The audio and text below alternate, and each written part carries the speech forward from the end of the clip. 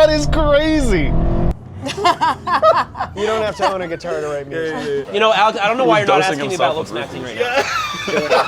Or a $100 bill covered in dookie. I quit my job to ask that question. I've spent years playing in my own bands and talking to bands. Now, I wanted to take this on the road. I wanted to give these bands, these scenes, and these locations their time to shine in the spotlight. Now, I have to be honest with you. At first, I was very nervous. I don't know these people. Will the conversation be any good? Will they straight up murder me?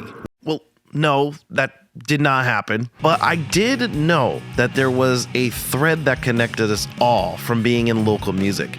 So I messaged them on Instagram, offered to buy them lunch in exchange for them to tell me about some of their stories from being in their local scenes. First, we gotta find out where we're even going. I'm Alex Iovino. I'm Alex Iovino. Hey, I'm Alex Iovino.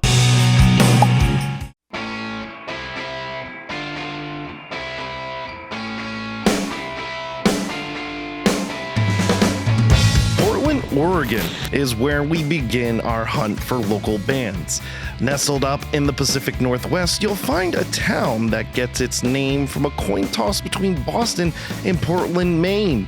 A very serendipitous name given to a town that became one of the biggest shipping towns at the end of the Oregon Trail in the 19th century. Fast forward a few years, and it becomes a city that's known for being progressive, with amazing art, amazing food, and due to its amazing views with mountains, you'll find some of the best driving roads in the United States.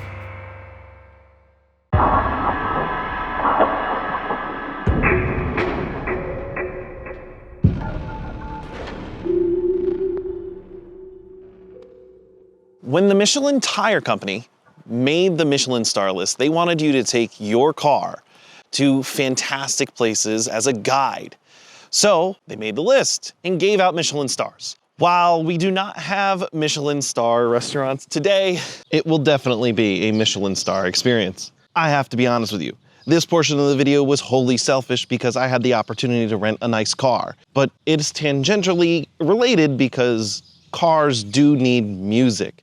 So in the same breath, we will be killing two birds with one stone. I get to drive a nice car and tell you about it, then you get to find the best local bands in the scene and have them show me some of their favorite food and favorite restaurants while we talk to them about their local scene's influence on them. First, we have to get there. So that's where this comes in, the Acura Integra. Let's get into town and let's tell you a little bit about the Acura Integra.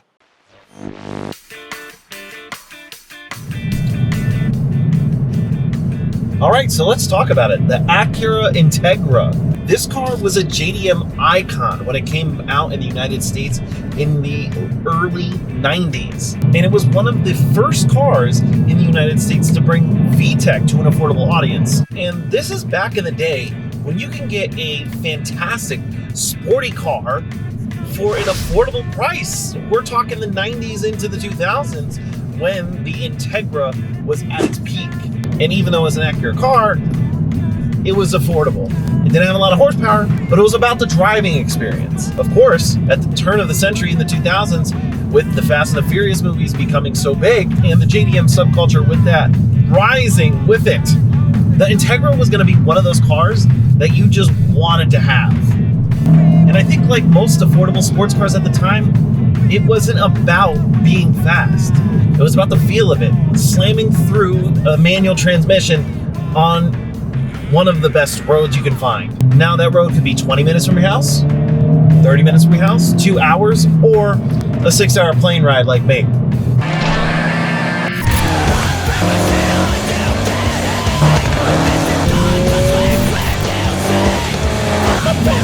Oh my God! So the important question needs to be asked. Does the Integra in the modern era live up to its legendary roots? The car from a design standpoint looks amazing. It really catches your eye, especially with how this is spec'd out in the all black. The driving experience is great. The steering is tight and responsive. The shift throws are very short and the clutch is shallow, giving it almost a go-kart-like experience. You never feel like you're not in control of this car. I have a few gripes, okay?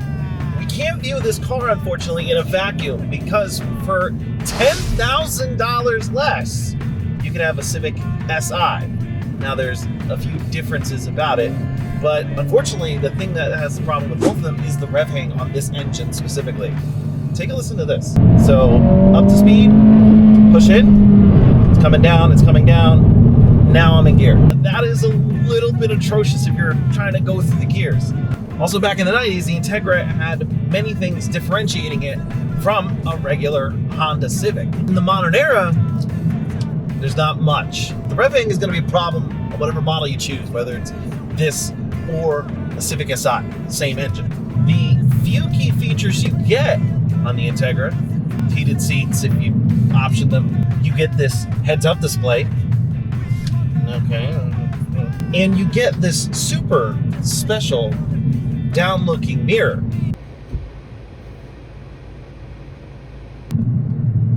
Is that worth $10,000? I wouldn't say so. These are all nice to haves, but not requirements. If you wanted this experience, and I gotta give it to them, this experience overall, like driving wise, is great. Would I buy it? No. That $10,000 difference between the Si and this, kind of a no-go. But if you're renting it and the feeling of driving it, it really does capture the spirit of what I think Integra means to the brand Acura.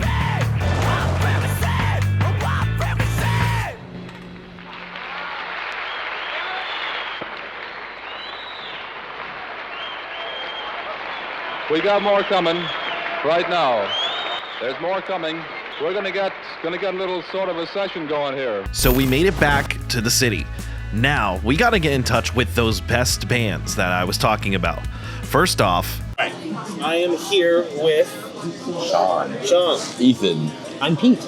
and we are Simple Shapes. Simple Shapes. Simple Shapes is a self-described emo-adjacent band releasing bangers like their recent album Sundial, where you can find all sorts of heavy hitters. Sean is their newest addition as of this year, holding down time on the drums. You have Ethan on the bass, and Pete as our front person holding it down with vocals and guitar. When I originally messaged them on Instagram, I asked them to take me somewhere that they love in Portland.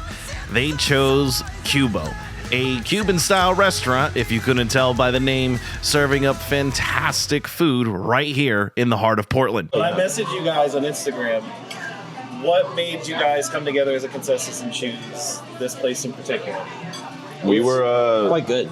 it's just good as hell. Yeah. You know, yeah, go ahead. Caribbean, like Yeah. you had me at any kind of Hispanic influenced food. We were at a bit of a loss because we were like, we gotta go like somewhere cool. We gotta like, but like somewhere like good. You know what I mean? Yeah. And it was actually one of our friends that was like, oh, Cubo, and we all immediately agreed. Yeah. There's not like, I feel like my experience has always been, as far as like the place you go after practice, it's kind of just like whatever place happens to be closest to the practice space at that current time, you know? Yep. Closest and open. Yeah, exactly, yeah. So I'm like, that's the other, like, Portland, there's so much love about Portland. I've been here for 10 years. One of my gripes is that stuff closes so early here. Mm-hmm. Like after like 8 or 9, everything is just bars. Yeah. It's just only bars. Bars are closed at 9 or 10 o'clock. So it's like a lot of the only spots to go after that is like bars, which is cool, but you know, it's nice to have other stuff. Other options, yeah. Well, I think that plays into the, like I was saying, laid back nature of the area. Like everybody's like, it's fucking 8 o'clock. yeah. Time I go to either go get drunk or go home. Those are the two options at 8. Yeah. Next on the docket, being a songwriter myself, I really needed some support. So I had to ask some fellow musicians myself, when do you know the song is done? I think, it's important too, not getting hung up on like something that's already done. Yeah, because it's so easy to just get it out there and move on to the next thing. No, it's true. Because there's always going to be more shit that you're like, well, It'll never be perfect. Jeff Tweedy from Wilco wrote several books, one autobiography, but also a book called How to Write one Song. He's written a lot about songwriting, and something that he said that Very important book. like a lot, anyone who writes music, like no matter what style, regardless of what you think of his music, like I feel like widely applicable to basically everyone who writes music. But regardless, one of the things he said that I really resonated with me is that like especially if you're kind of doing a lot of the recording and stuff DIY, which more and more people are. There's always going to be more shit. Like, you're never going to be fully done with it, right? There's always going to be like, well, I can do this. Well, I can change that thing. Yeah. Well, I could re-record you don't this have, like, thing. the time crunch. Yeah. Like, we have 1 You week could in the always- studio to finish. And at a certain point, you just need to decide that you're done. You know? Development creep is a very big, could be a big problem. Yeah. Because if you're just sitting there and, let's keep working on this, Oh, but we could change this tone. Sometimes you We gotta can change let the this artist lyric. cook. Sometimes Yeah, you that's should true, let the that's artist true. cook. Absolutely. How should the artist be in the kitchen? I don't know. I also believe in like if you're hitting that point where you're like you keep going like, oh, I could like do this or I should re-record. Put it down for a bit. Yeah, true. Put it down for a week or two. I think there's an interview with Fred Mascherino, and he's talking about doing the Louder Now after Taking Back Sunday. Yeah. And it's like, he said it's like him and Adam Lazaro were both like in their early 20s and just like in the studio, just like layering harmony after harmony after harmony. And the producer is like, okay, like, stop. Like, we're done with this shit. But it's like, honestly, that's what made the album so sick. It's like all the vocal layering. So good. Speaking for myself, I'm very much guilty of like overdoing it. It's helpful for someone to tell me like, that's done, you're good, leave it alone. Move on. Someone else might be somewhat, I don't know. Like, so I think it's so dependent on the individual. And, It's funny you say that because I feel like I really like starting with overdoing it and then cutting back to. Serving all the stuff you don't need. Yep. Yeah. Well, and I think that's like what Jeff Tweedy really like the philosophy in that book is like, it's just about finishing the song and moving on to another one because the work is never done, and honestly, don't get in your head about it. Don't worry about if it's a shitty song or not. Write the shitty song because the next one could be better. Yeah. And if the next one's shitty, it might take you 10 before you write a hit, but then you write a hit. You know what I mean? Yeah. And none of us are perfect, and it's never gonna be perfect. When I get a song to a place that feels picture perfect, it usually feels bland. I've found. We were talking about AI. Fuck AI. Of all kinds. But I think the thing that like really like has only become has become more clear to me now with AI becoming a thing is that like it's like the fuck ups I think are what can't be reproduced. And especially if it's like a fuck up and you're like, I mean any kind of thing that makes it just sound not quite like a robot but seem like a real person. That applies to music, that applies to visual art, To make it seem human. And it's like even if it's like someone's really good and has barely any fuck ups, there's gonna be little things, and I think that's And like inflections in and your I think voice. that's what can't be recreated. Perfection's not a goal. Yeah, I mean maybe it shouldn't be. I don't know. Like I don't think I wholeheartedly agree with your statement. I feel like a lot of people are going to start gravitating towards these local music scenes, whether or not it seems like it. But as we get deeper into this AI bubble or whatever it is, and it keeps producing music, Suno, whatever it is. I think going to the local scene will increasingly become the only way to guarantee you're watching a human do the thing, right? Like, yeah, sure. Something that is not generated in a perfect way or in a vacuum. It's going to have those inflections, like you were saying, those fuck ups. And I feel like with any version or any band who's released something in the last 20 some odd years or even before that, whatever it is, songs that come to mind to me are Oasis, Don't Look Back in Anger. That's not tuned in E standard. It's like a couple cents off. yeah. But that's just how they got that tone. And an AI wouldn't inherently think to do that. Yes, You know what I mean? Have you listened to the isolated guitar tracks on One Arm Scissor by Anthony? Yes! Ivan? Oh my They're fucking God. so out of tune. Yes. When it all comes together, It's like- it sounds fucking Yeah. amazing. Because One Arm Scissor, that's also another fantastic banger of a song, and just an example of that. Because they are not tuned at all. They're playing on like Goodwill ass guitars. Yep. Well, it's And- like I think like in the vocal track too, you can like hear the drums like slamming. So like they're all in the same room together, just playing, and that's why it has that real energy and feel. That was the same thing they did with the same producer who did One Arm Scissor did oh my god, I'm blanking on his name. He did the Rage Against the Machine's first two albums. The same thing you were saying, play live in the same room. Because if you listen to, in Rage's case, like Zach De La Rocha's isolated vocals, you can hear the drums in the background, have them in the room, just recording away. I feel like sick, actually. No, that's how you get like the real energy, Yeah. especially on like some angry vocals like that. Like you got to be like yelling in the room and it's loud. Well, that is just like the old school way to do it. That's what they used. That's how it used to be. Like You with just all get in ways, there is you and just play go your in there, song. you play your song, you hope you can get it right in 2 takes. Well, that's and- also the upsetting part is that if you're someone who's a bedroom producer, it's like, how do I get? Oh, that's torture. How do I get this Yeah. to sound right? At the end of the day, it's all about like how do we as humans combat AI? Yeah.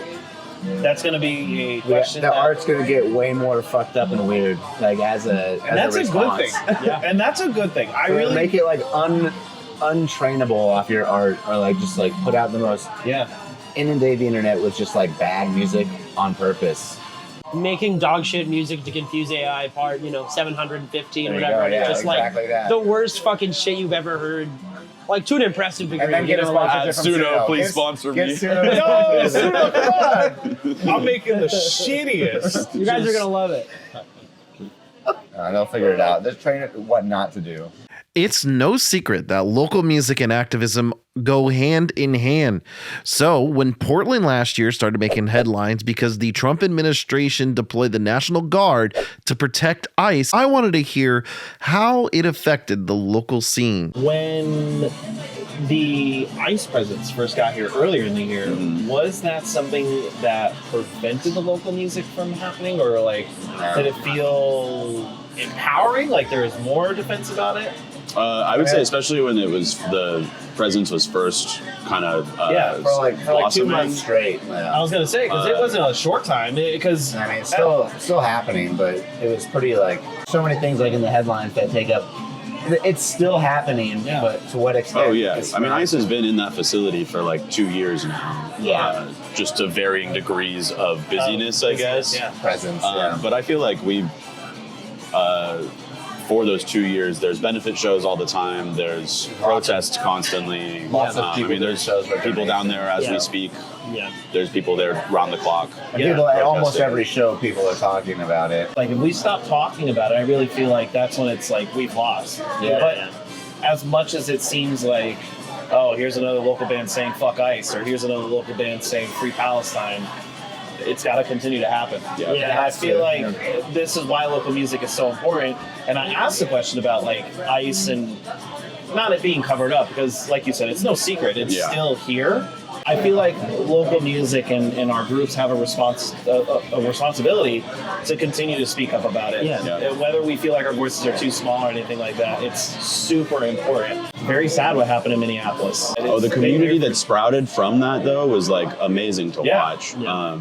And I also think that ICE and Trump getting their asses kicked in Minneapolis so hard is part of why Portland's presence didn't end up growing much after that. From what I heard, he sent them all to like Ohio or someplace because. TSA. Well, and it was like he was initially going to send a bunch of dudes to either Philly or Portland. And I was like, he was deciding on the two. Got his ass kicked in Minneapolis and then sent him to like Cincinnati where he could just like. I was like, dude, send an him easy to dub, I send him guess, to or something. Philadelphia. Like, yeah. One of them's gonna end up send him to Philadelphia, and one of those ICE agents is gonna end up dead, bro. I think like a few dozen. That city. First of all, Philadelphia. go Birds. Go Birds. Go Birds. Sweet Pill, Philly band. Go Birds. Go Birds. But like, I am like, this is a city that fucking tears their city apart over sports, bro. Like, I'm like, if I was an ICE agent, like, I would rightfully be shitting my pants and having they don't fuck around in Philadelphia. And I feel like they went over. I do think they went to Minneapolis because they thought it would be an easy target, and they fucking got like the city of Minneapolis proved them wrong, and like I think immediately. and I think like and continuing to say it like Say ICE. I think it's important, like some chud right winger guy. Maybe even someone who works for whatever might come to it and be like, oh, I like music, and like I think it's important that those types of people who support ICE, people who, support genocide, people who support fascism, like I think on some level you kind of need to not be comfortable. Yeah. In it, like, and if you want to be comfortable in community spaces, like maybe a certain kind of realigning in terms of like taking a look at what do I stand for, what do I stand behind, and like in terms of the bigger picture of every band working to the same goal of making an environment where people who are in danger can be more protected and feel safer. And we have to keep doing it, and to hear at least from you guys like that there is still a scene here and there's still benefit shows to help those people who are still dealing with the ICE prison here. You know, that is I think what local music is really about at the end of the day, like supporting, as you said at the beginning, third spaces, having that place to go, and on top of that, community. What do you say to those people who are like that right-wing chud who's like, keep your politics out of my music, Grow the fuck up. I don't Read a lyric sheet once. Learn about history. We live in a time now where all the information is available to you. It is easier to inform yourself about history and about politics and about the context of the shit that's happening. It's easier to inform yourself about that shit than ever before. And I think if someone is still in that headspace now, they live on some level in a different reality. And head in the sand. And they are not too going lazy just to do a couple hours of research on like Wikipedia. Or like even if they do, they're not. Even if they do, they're not going to. They're going to pick and choose information based on what's convenient for their worldview. What makes them feel good. Yeah. So it's like, what can you even say to it? Like, and this is one of those things that like I don't necessarily have an end point with this point because like I don't have an answer for it. But like you kind of have to keep talking at them. They may listen. They may have cracks in the facade of narrative that's being fed to them. It's a chink in their armor. Like the second that they start feeling uncomfortable, and because that's when you know it's working.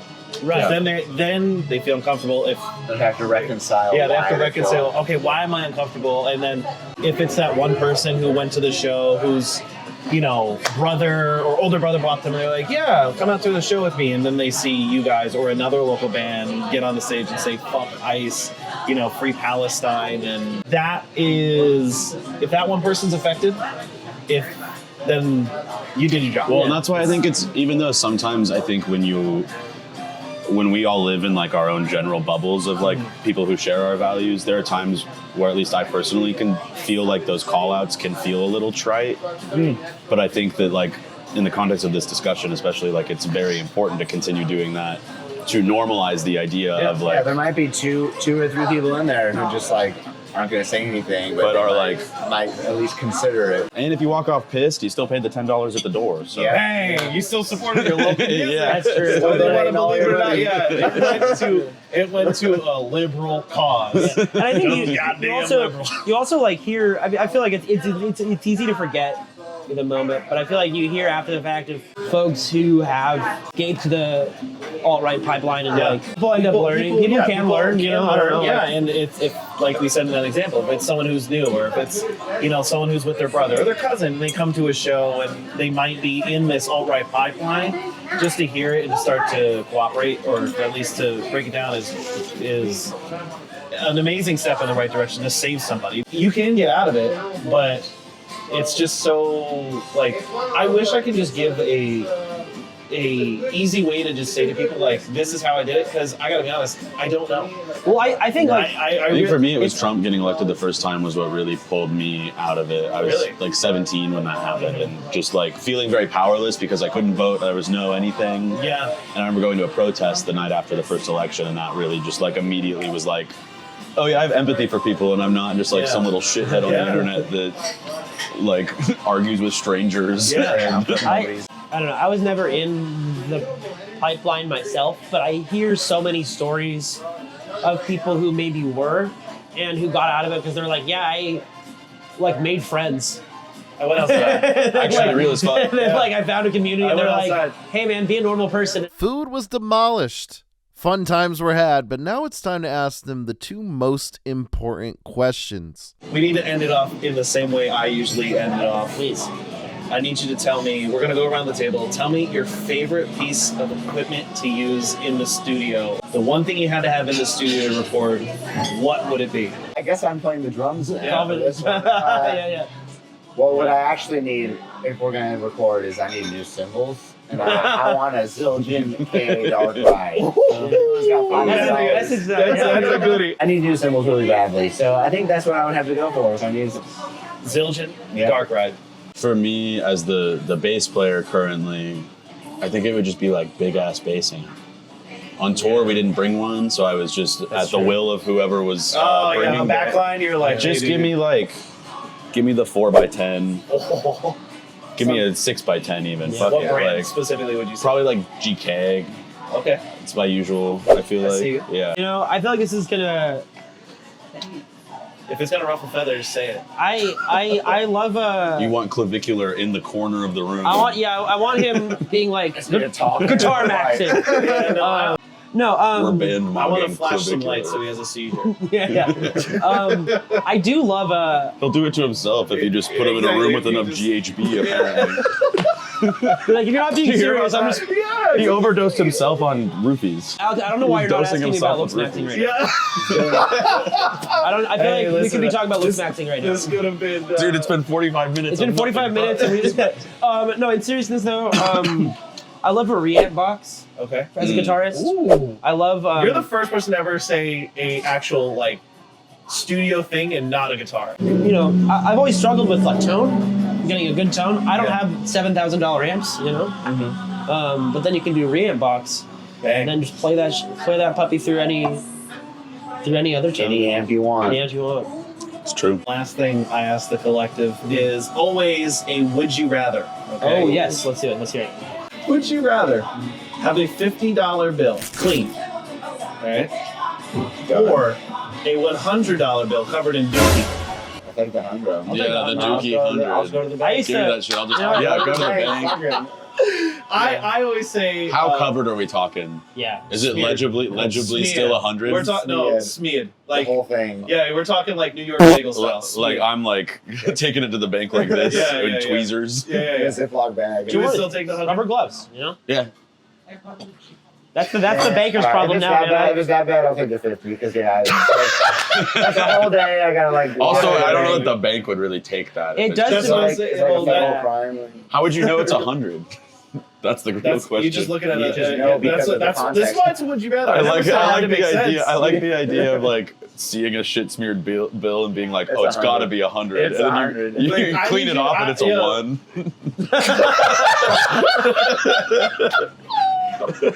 It's like 100 Monopoly dollars. You know? Yeah. Yeah, I mean it's covered. That's why- cleaning this shit stained dollar bill. It's smeared, but I do like your play on it where you're like, well, you wipe it off and it's actually just a water. Yeah.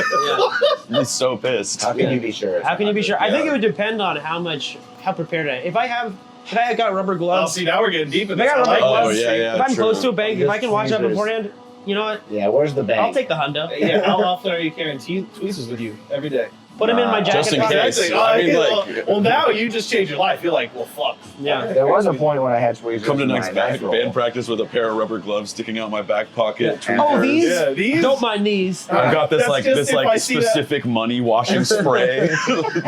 That's just if specifically you. I see a $100 bill smeared. And You shit. never know. You never know. You gotta be It's You prepared. never know. Exactly. It is Portland. You never. I'm not Pleasure. Yeah. Thank you so much, guys. This Thank is you great. for coming out. This was awesome. My pleasure. Thanks Thank so you. much for having Thank us. you. This is great.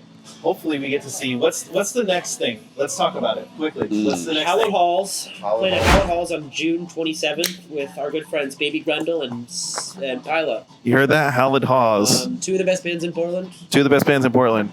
June. Three of the best What'd you bands. say, June? Three of the best bands in Portland. Three of the best bands in Portland. 27th. June 27th. Be there. We'll put the poster here. Yeah. The fun is not over yet. I did mention the best bands, plural. So now we're moving on over to our next band, Brites. Hello. We are here with, Michelle. And Owen.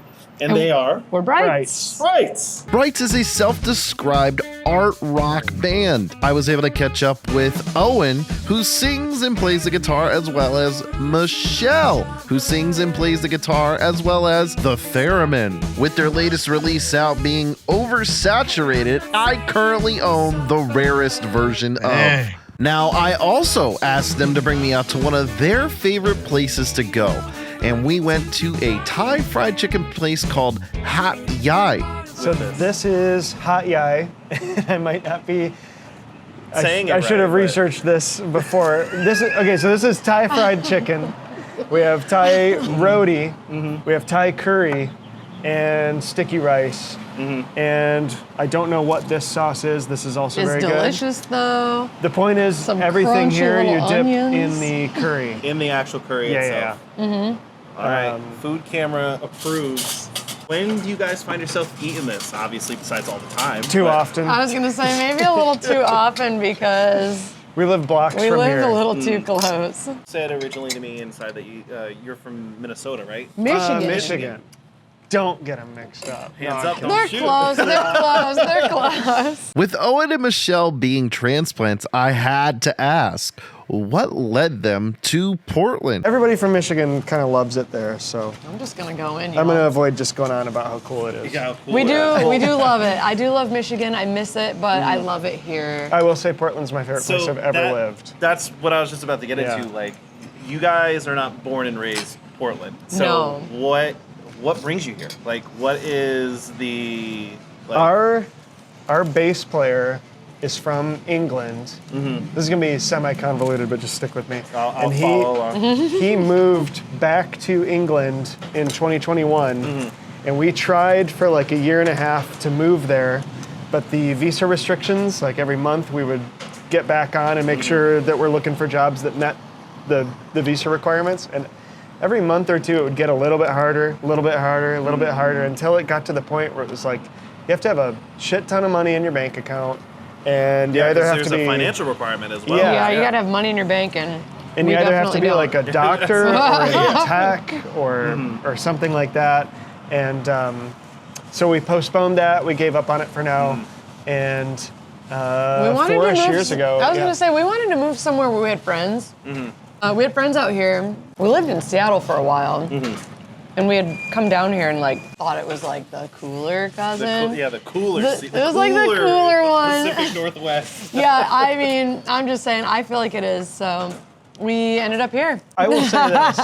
I'll say this. In Seattle, we mostly made friends from out of town. And I think that's just, I think people up there have their friend groups, and that's cool. Here, it just feels like everybody wants to be friends, very welcoming community. But like really, we moved out for friends.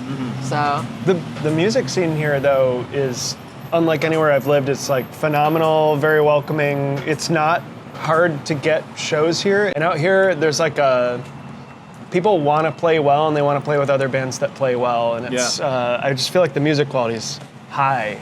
There's so many good local bands around here too. I'd say friendly competitive. Yeah, friendly competitive is a great way to put it, because if you're not on that level, then you're drowning. Like, and that'll really weed out the people who are just day players. I feel like we're doing a great job out here.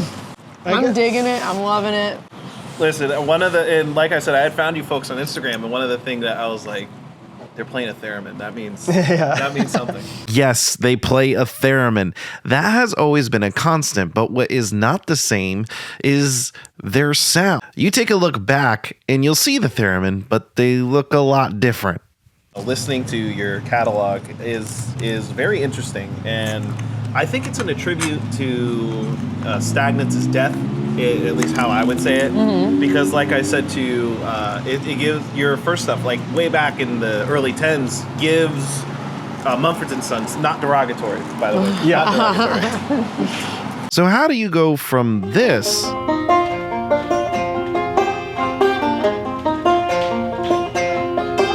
to this?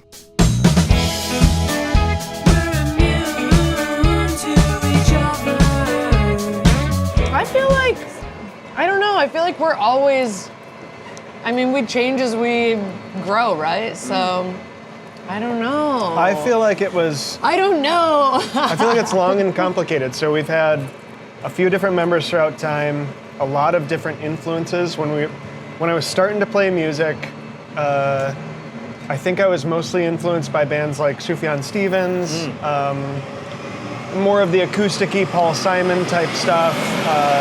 Laura Marling, if you've ever listened to her, and like Feist, I would say, would have been my biggest influences back then. Writing the rhythm parts, I mean, like the mandolin and the banjo and whatever. I went through like a folk fad. I don't know. I don't want to offend folk people. I think I had like 4 or 5 years where I was just folk obsessed. And so the music I wrote reflected that. And gradually I got back into listening what I had always been listening to before then, like Talking Heads and things like that. And I think some of that folk influence stays, more influenced by like Talking Heads and post-punk bands like that now. I would say comfortably shifting into art rock, ultimately like... That goes with the different members we've had too though, because we all write our own part. When we have different members in the band, it pulls like different sounds from everybody else in there too, because I'm not writing like somebody's bass part. You're not writing my guitar parts. Right.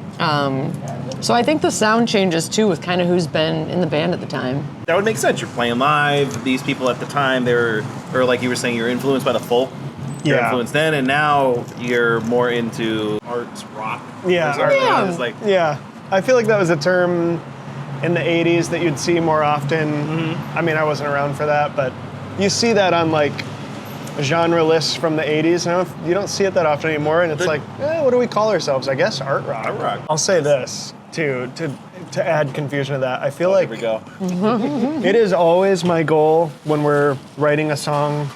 Every song that we write, it's like a mission of mine, and I think a mission of the band, but I didn't talk to you ahead of time, so I'm gonna say a mission of mine. We've been a band long enough, I'm sure we agree. Yeah. I wanna write something I haven't heard done before. I don't wanna write a song that's like, oh, they sound exactly like Fontaine's DC. Like, I don't wanna write their song, and I don't even know if I could write their song. I wanna write something that sounds like us and is fun for me. So I don't wanna write the same songs for a decade. Every song is gonna be different, and I think there are pros and cons to that. I think like true fans of ours love that, and I think we lose fans along the way too. So, and that's just part of it. It's a natural kind of revolving door of your fan base, right? And that's not a negative thing. That is like, as you guys are growing and you're changing sounds, the people should want to see you do that. In theory, but I will say too, I feel like our sound has changed a lot just over the years. But I also feel like there's this core sound that we do just sound like Brites, you know? I don't know if you agree with that, but I feel like... I do. I feel like I can pick out things from like way back, like 2009 era, where I'm like, oh, we're still kind of like, like you were talking with like the hammer-on stuff that you were influenced by back then. Like, I feel like our sound just pulls through as us throughout the years, so... If you were to give kind of like a big three or a Mount Rushmore of influences, right? Because you were kind of touching on this before, like what you're listening at the time of making these early records. I want to like a current, up to date, like what is we'll either say big three or just Mount Rushmore, so 5 biggest influences on your music today. I think a big influence, musically or world, I feel like just stuff that's happening in the world is a big influence on like what we do. Lyrically, I mean, even just like going outside and breathing the fresh air is almost that's inspiring in its own way. Musically, I mean, I'm always bopping around listening to different things. I feel like Talking Heads is an undeniable influence. We love Talking Heads. I mean, Octopus Project, even back to that for like the theremin, that was an inspiration, influence. Some of the music and rhythms too. I feel like Paul Simon's a huge influence for me as far as the rhythm parts. The rhythm parts. That's a tough question because I feel like I'm inspired and influenced by a lot of things that don't even really sound like us. But I think I just kind of roll with the flow and what am I vibing? For myself, it's kind of the weirdest mishmash of it. Because nowadays, with there being no barriers to genre, you can listen to whatever you want. Yeah. On one of my top album lists, in the same breath, I will go from Rage Against the Machine to Phineas, like Billie Eilish's brother, Phineas. Yeah. Like that's sick though. The wide scape of what I would say. What other things? Man, I don't even sound like this. I love the Sonic the Hedgehog music. Oh my god, this is not. Wait, hold on, no, this is fire right now. This is good. Like Sonic 3, Sonic 3. You're reaching if you're saying this is an influence. It's not an influence, but it gets me excited. So maybe it is. So Talking Heads, Sonic. Yeah. Right? Sonic's number 2. I didn't realize it. She's absolutely right. We don't sound like Sonic. But same thing. Like you don't have to sound like it. It's just what you're taking in. You know, maybe I'll pull some of the sounds I like from Sonic. I'm gonna pull and say maybe I like some of the sounds I want my guitar to sound like to be from Sonic. One more spot on your. You went from Talking Heads, Sonic. I think Sonic fits. I'm just saying.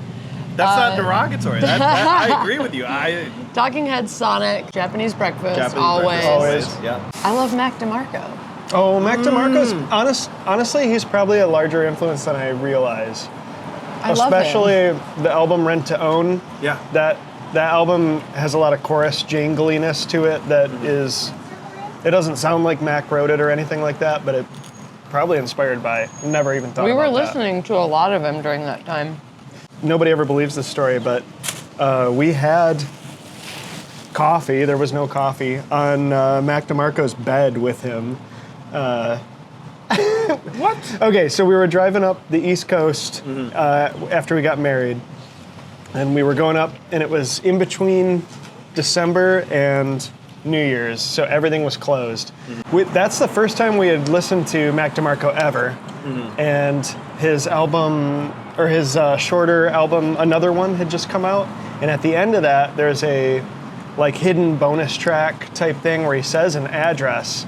It's like, it's like 8601 something Drive, Auburn, New York. Stop on by, I'll make you a cup of coffee. And we're like, we don't know this guy. We just started listening. Let's just go. Go to that address. We're already here. Let's just go. Close enough. So his roommate or somebody who was staying there answers the door, and I was expecting to like get pushed away or him to not be home. Are you? Yeah, like He said, "Give Mac a minute. He is home." I was like, "Oh my God, okay." And this wasn't like a starstruck. I have to like put this in full effect for you. It was not like a starstruck moment. It was more like, "Oh, what the hell am I going to talk about with this guy?"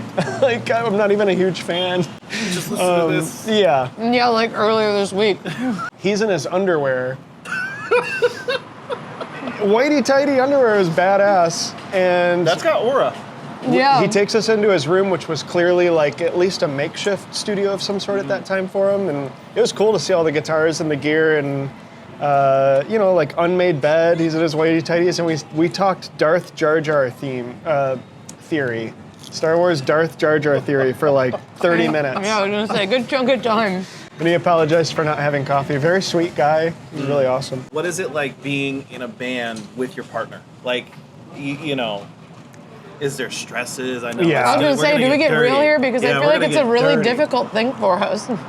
Not all the time, but There's very few things that we will get mad at each other or, fight about.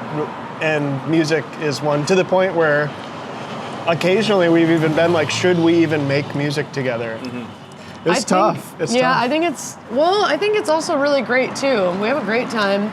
I feel like we're both creative in such different ways and have different processes that I feel like we clash a lot when it comes to that. Yeah. But I feel like the music that we write is kind of worth it.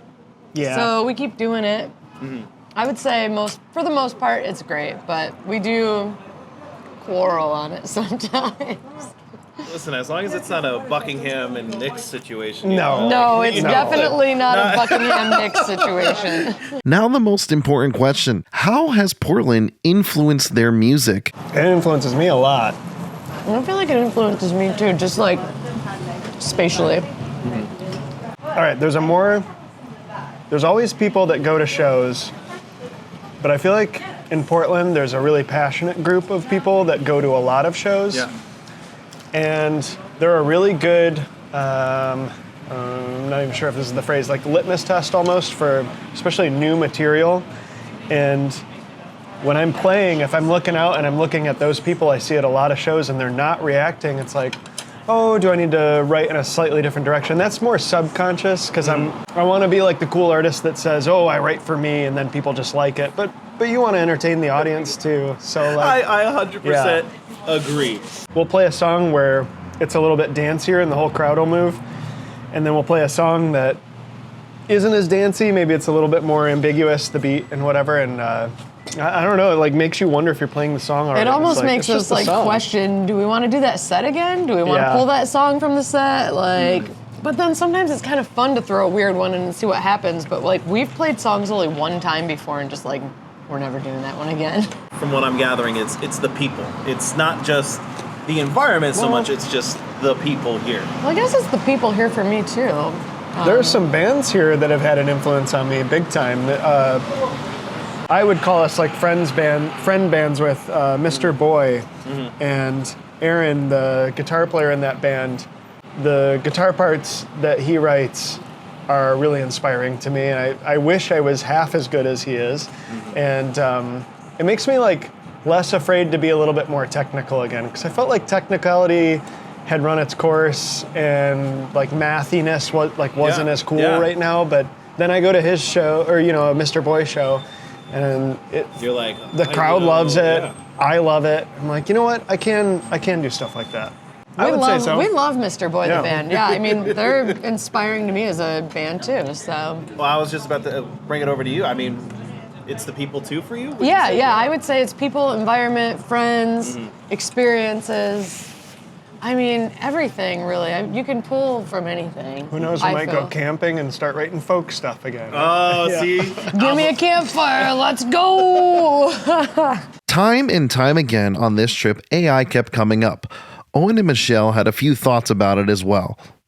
AI. It's getting difficult to tell what's real and what's fake. Like anytime I even see like a cute cat video, like earlier today, I was looking at this video and I was like, look, I love this, but I don't even know if it's real. Like, is it? On one hand, it matters because these giant centers required to make them are bad for the environment, and ultimately will be taking jobs, if not already will be soon, in all across the board. I mean, it already is. But then on the other hand, I guess when you watch that video that's already made and you laugh at this kitten, and it's like you got the entertainment out of it.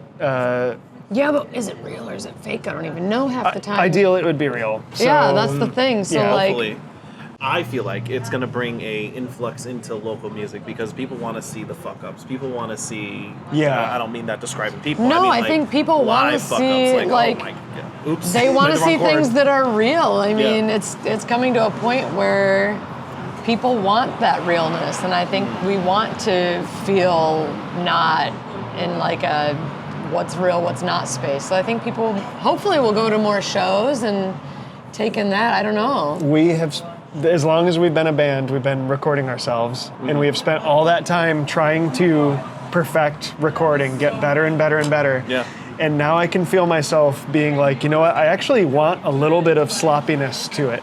Just let it be loose Prove and free. that you're human. At the end of the day, I feel like it almost makes our job easier as local musicians because, we don't have to worry about getting that compression changes to the right a little bit. We don't have to worry about getting that perfect in-tune whole chord recorded in flawless. If it's peaking a little bit, even better. Let it peak out a little. I feel like distort a little bit. Yeah, I feel like we want it to sound good and also real.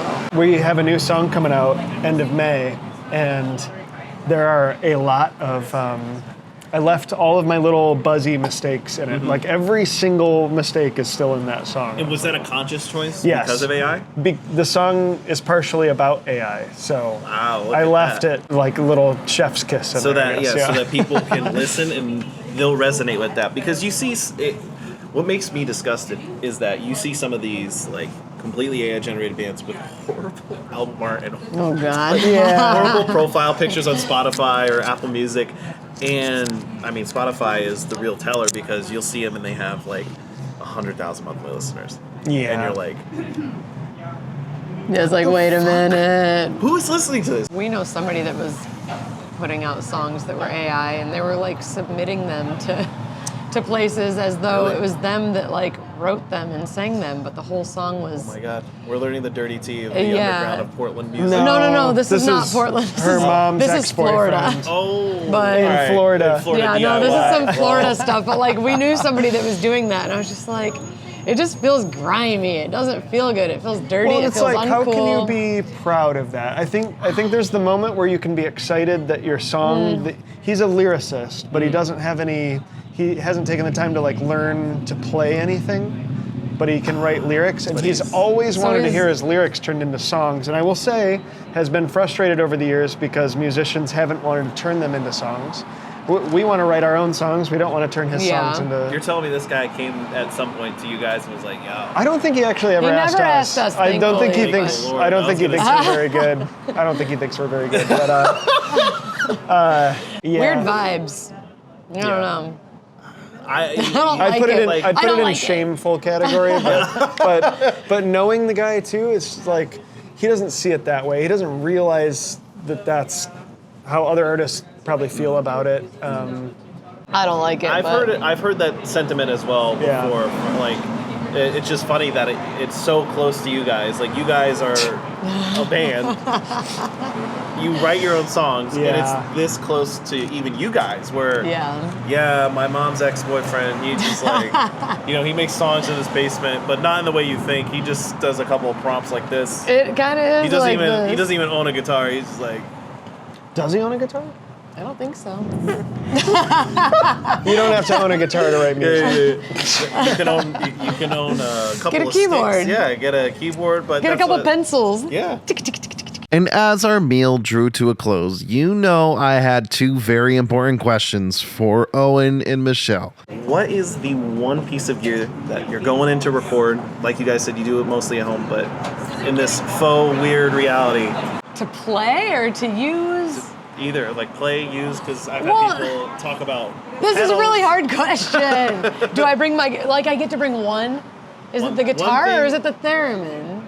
I'm going to bring me. That's the most wholesome way. Most wholesome I've never had anybody answer that. I'm bringing me. What's the piece of gear that you're going to bring besides you? I mean, I'm bringing the theremin because it's fun. And I feel like I can borrow somebody else's guitar. I feel like it's hard to replicate the theremin. It's hard to replicate the theremin, but also I feel like pedals come with the theremin. Sure. So they're part of the combined gear. I need the theremin, and I need a reverb, and I need a delay. So that's what I'm bringing, and a couple cables. But mainly the theremin. The theremin is the gear. The theremin is the gear. Is the gear. Yeah. If I get one piece of gear, I'm bringing. I get like 5, but I'm so sorry. I'm bringing the electric guitar that I play, the Framus Strato Deluxe, the exact one I have. I've never played another guitar that feels like that. Every time I break a string and I have to play somebody else's live, I'm fucking up. It's like the only... It's what feels like home. I don't even play other guitars, really. Like, I mean, I do around the house or whatever, but like, that is the guitar. I'm bringing that one. 100%. That's your guitar. Yeah. And to finish it off, I like this. Would you rather? Would you rather? I would say it a lot louder, but there's people eating there. Popcorn kernels stuck in your teeth. Yeah, permanently. Like permanently? No. Yeah. Oh, yeah. As much as you brush. I'm almost ready to pick the other one, but let me hear the other one. All right, fine. We'll say over a week's period. I'll do permanently. Week's period. We'll say week's period. Okay, a week. Okay. Or wet socks for a week. Wet socks for a week. Next. No question. Kernels are that bad? Yeah. I hate kernels. I hate wet socks too. I hate wet socks. Trench foot. Like, it could happen to you in the year of our Lord 26. That's it could. If I even step in like a dot of water this big, I'm going to get a hairdryer and I am going to blow dry my sock until it's dry. I hate wet socks. But popcorn kernel in my teeth, like for a week. And we'll say both are for a week. So. Okay, for a week though, like, man, I'm just gonna be like finger in my mouth all the time, trying to pick it out, and it's just gonna be. I think for life, I might actually change it to kernel because I think eventually you wouldn't notice it anymore. Oh, it'd be like one of those things where it's just like, a sock would be like, for the terms of this hypothetical, you can literally be holding them in your hand like this, dry as a bone. Yeah. The second I put them on. The second you slip them up. For life, kernel. For a week, sock. What about you? Switching it back on. Yeah, come on. You asked the question. What would you do? Quite honestly, I would do, in both cases, kernel. Wow. What you said really, because like, it happens. You get like a canker sore or something, like you bite your cheek or something. Yeah. You kind of forget about it after a little bit. Like, in the moment, it's like, all right, this sucks. this sucks. I don't think I would forget about it for a week. You just for life. For life, I'm For life. fucked. Fucked for life. You'd go to the dentist and they'd be like, they'd gaslight you. They'd be like, "There's nothing in there." I don't see anything. Yeah, I don't see anything. you're tweaking. I don't know what You're you're talking crazy about. if you think there's something in there. There's something in there. I go to a different dentist. No, we don't see anything. I swear I can see it. Yeah, that's what I'm saying. My finger is going to be in my mouth all week. You catch them painting it white. Yeah. Thank you again, too. Brites. Brites. You can find them on. Ooh, a lot of Stream things. us anywhere. Bandcamp's the best. Bandcamp, Instagram, everything else. And what's one piece of something that you have either coming out, show, something you want to let the people know? We're playing. Where are we playing? Oh my God. We have a May new song coming out. June 12th. Hey, right? Yep. June 12th. Song. Stream it. Stream a it handful anywhere. of other shows coming up. Yeah, just follow us on Just Instagram. follow them, yeah. Just you gotta make sure follow you us, you'll follow see them on 'em. socials. If You'll you're, find us. You'd be doing a grave mistake if you're not following them on Instagram. Sam Thank Altman you. might come to your house Yeah, if you don't follow them. Watch true. out. it's true. Close personal friends with Sam Altman. Clip it.